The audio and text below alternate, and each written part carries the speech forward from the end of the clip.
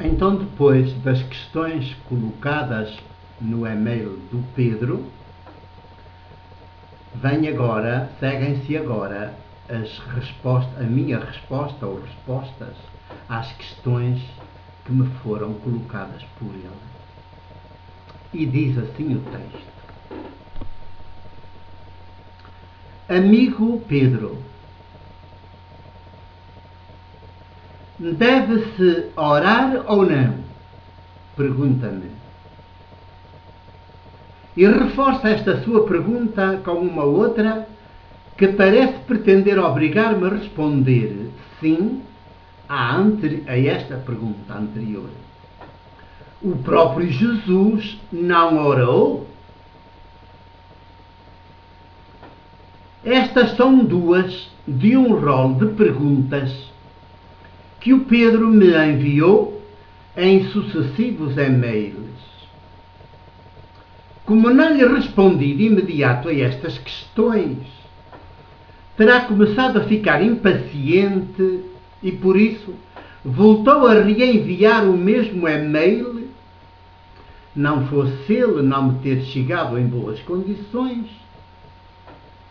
e aproveitou para juntar mais questões às primeiras.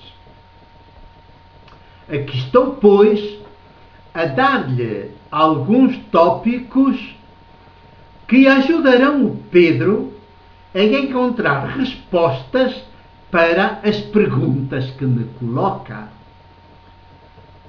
Dar-lhe alguns tópicos. O Pedro é que tem de encontrar a resposta. Ou as respostas.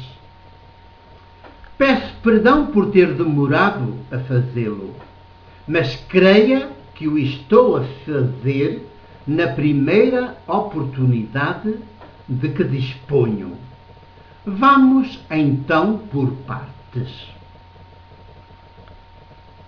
1. Deve-se orar ou não?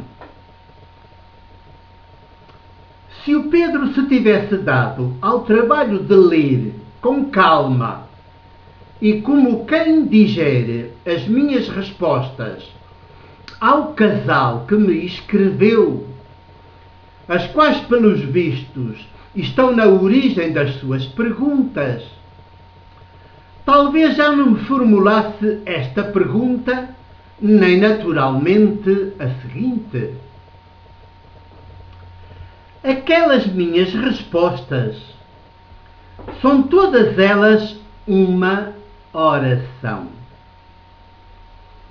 Acha que eu poderia ter partilhado com aquele casal o que partilhei, se em lugar de ser um homem que se deixa fazer pela oração, continuasse a ser um homem que faz oração, como todas as catequeses eclesiásticas e todas as espiritualidades religiosas que existem no mercado religioso pretendem que as mulheres crentes, os homens crentes, sejamos. Isto é, acha que eu poderia ter dado a esse casal aquelas respostas se, em lugar de procurar ser um homem que deixa Deus ser Deus em mim, até ao ponto de humildemente eu tentar viver o meu aqui e agora ao jeito dele, tal e qual, como sucedeu com Jesus, o de Nazaré, e eu continuasse, pelo contrário, a ser um homem que se atira a Deus a pedir dia e noite, que venha resolver os problemas meus e ou os problemas dos meus semelhantes, tal como as catequeses das igrejas insistem em dizer que façamos.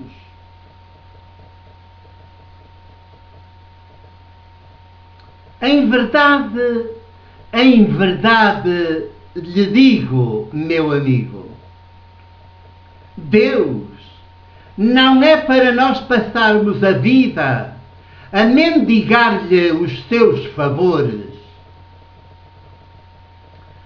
os eclesiásticos e os líderes das religiões quiseram convencer-nos de que essa seria a postura mais correta. Mas mentiram-nos, enganaram-nos.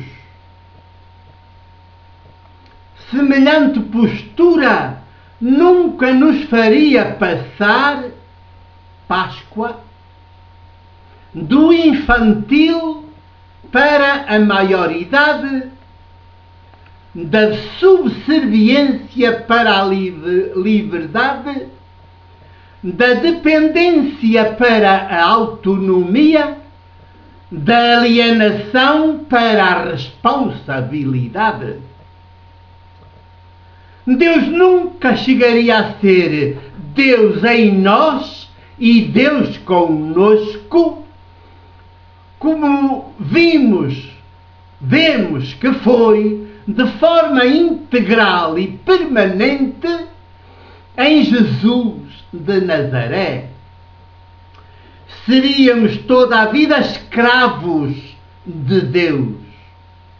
Nunca chegaríamos à condição de filhas adultas, filhos adultos de Deus.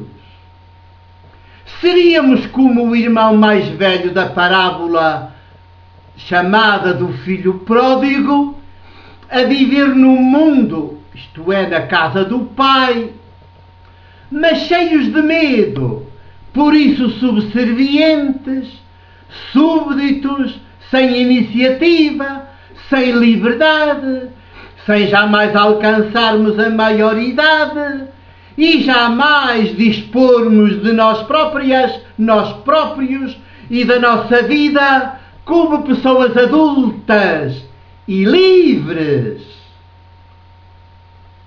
Com Jesus, meu amigo,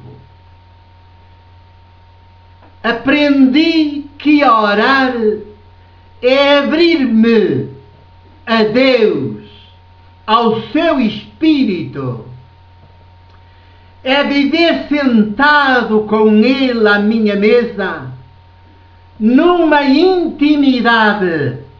Espiritualidade é intimidade, cada vez mais crescente, até ao ponto de já não ser eu quem vive, mas o Espírito de Deus quem vive em mim.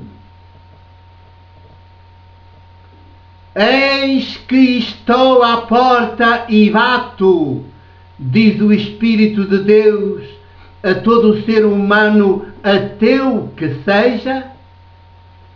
E se alguém ouvir a minha voz e abrir a porta, eu entrarei na sua casa e cearei com ele e ele comigo.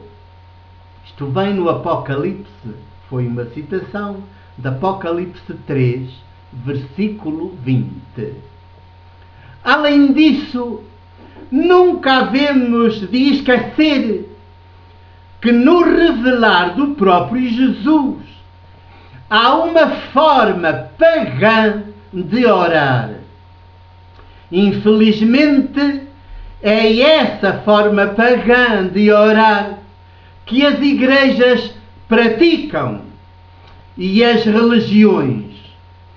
Usam umas quantas fórmulas e ficam a vida inteira a repeti-las, na convicção ou na ilusão de que Deus se deixará comover com essa lenga-lenga. Já prosseguiremos.